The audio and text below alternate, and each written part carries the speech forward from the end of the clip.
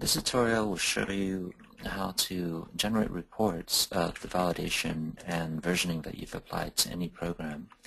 So for example, let's say if I were to version this program, capture a version and some notes, so I can type in some descriptive text about that version, and then I can select on the reports option. What this gives me are a series of canned reports that I can generate for the history of this program. So, for example, this shows me the last item that I inserted into the history here.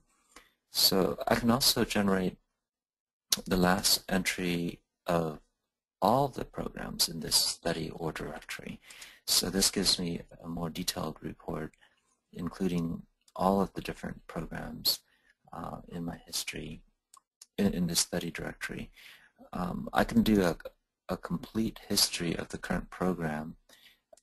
For example, this entry was only the latest version of the history, but for example, this report will show me a continuous history of all the programs, or a continuous history of the current program, which means that I've versioned it 2 times. The latest one I just did here, and then I did another within the history in the past.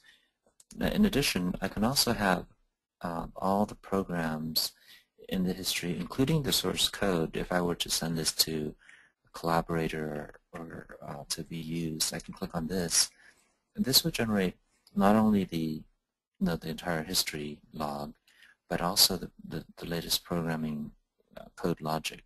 So if let's go down here, and it's done in HTML, so it's good documentation. I can just select on this program, and it captures or displays the actual SAS code for that program as well. So it not only documents the versioning and any notes or other information pertaining to the programs, but also the actual program code.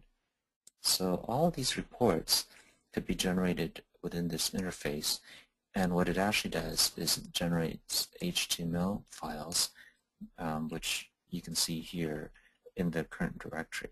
So you can actually use this HTML file and attach it and send it as reports, or you can clean it up. But I also wanted to show you the fact that all this information is stored in a series of data sets and catalog here. It's actually hidden, but you can actually view it as read-only in the sense that in order to update this, you have to have the correct password, but the system does update to this file. So in this data set, it stores the program name that you've been versioning and what kind of action. Essentially, those reports does a proc report upon this data set here. So what you can do, in addition to using the canned reports, is you can write a SAS program to generate reports directly off of the validation data set here, and that would allow you to have more detailed reports. But at least with the system, you can select reports that are part of the system without having to write any additional code.